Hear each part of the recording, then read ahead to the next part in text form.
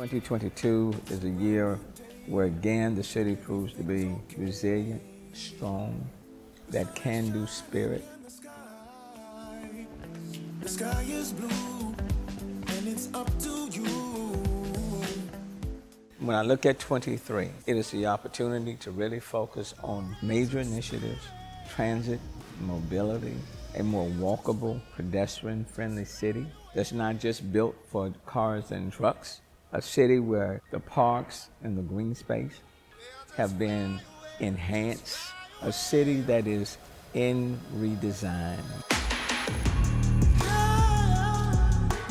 We said we wanted to build about 3,000 single-family homes, 7,000 multifamily units, complete communities. We have effectively housed 65% of those who were homeless on our streets. Sunnyside comes to mind, the largest urban solar farm. So we're moving forward on that. We want to continue to reduce homelessness.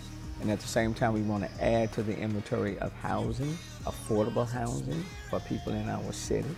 Housing, homeless initiatives continue to improve. I'm proud of the steps we're moving.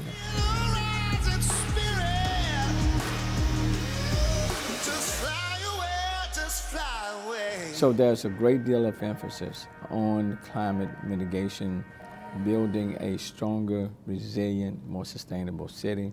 All of the city's 550 buildings are powered by renewables. The city of Houston purchases more renewables than any other city in the country. We're the energy capital of the world, but we seek to lead in energy transition. So working in collaboration with Greentown Labs, which is the largest incubator on the North American continent. The goal was to construct 50 2.0 energy companies by 2025. Greentown Labs has already exceeded that mark and constructed more than 64 of those climate tech, clean tech companies. We all have to do our part. African-American mayors represent more than 1/3 of the GDP of this country. So it says that we've come a long way. We have much to be proud of. And it's also, I think, a positive note for this country, because at this defining moment, the people are willing to trust people who look like me to run their cities. But if you take the Sunnyside Solar Farm as an example, those acres have been holding down that community for the last 50 years. But to turn it now into the largest urban solar farm in the United States, enough power to power 5,000 to 10,000 homes, creating green jobs and opportunities, transforming that community for the better, those people in that community will benefit directly. So they're in this space. The city of Houston is not just a follower, we are taking active steps to lead. And quite frankly, the conversation on climate as well as the conversation on resilience go hand in hand. That's the solar energy right there.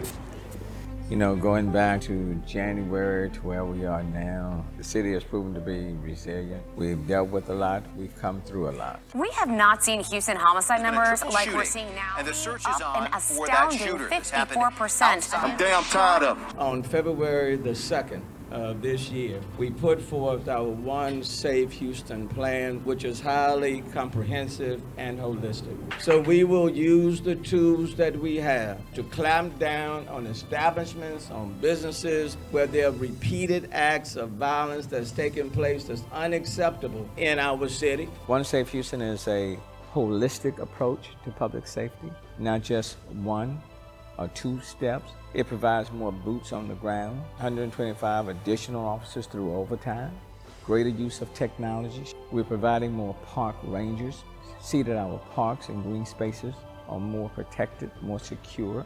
We're providing dollars for the gun buyback program, and we've had the most successful single-day gun buyback program in the country. And then at the same time, we're providing more dollars for crisis intervention. As of this interview, we're down 10%. The response is that Houston is much, much safer after One Safe Houston. Well, regardless, you know, when you get a diagnosis, and even though it may be one that you don't want to hear, you know, life doesn't stop. Surprising announcement coming from Houston Mayor Sylvester Turner after the State of the City address. He revealed his cancer diagnosis. At about 3 o'clock, the doctor calls me and he says, I don't think you're gonna make this trip. And then the next thing I know, a week later, I'm in the hospital, 9 hours of surgery. And they discover what they call osteosarcoma. You know, you can get a diagnosis and you can be so overwhelmed and become paralyzed you don't move. You know, the city has faced major storms and many people have lost a lot. Life doesn't stop. What I've repeatedly said to people in this city is that we are going to get through it. Tomorrow, as my mom would say, tomorrow will be better. Are you the captain of resilience that you have manifested yourself in these press conferences? And part of being resilient are the challenges we face personally. So who are we going to be? For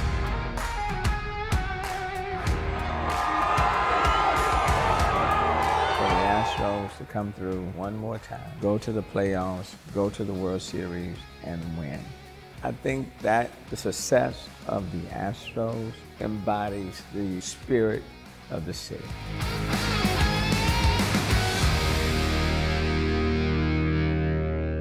In terms of, being remembered, I showed up and I did my job. That I gave to this city all that I had, and that I left a city in better shape than the city I inherited. And I kept a very diverse city. I kept it together. That I served the entire city, and I served the city well. I'm good with that. It has been an honor. And it's time for this interview to come to an end because you need to get back to work.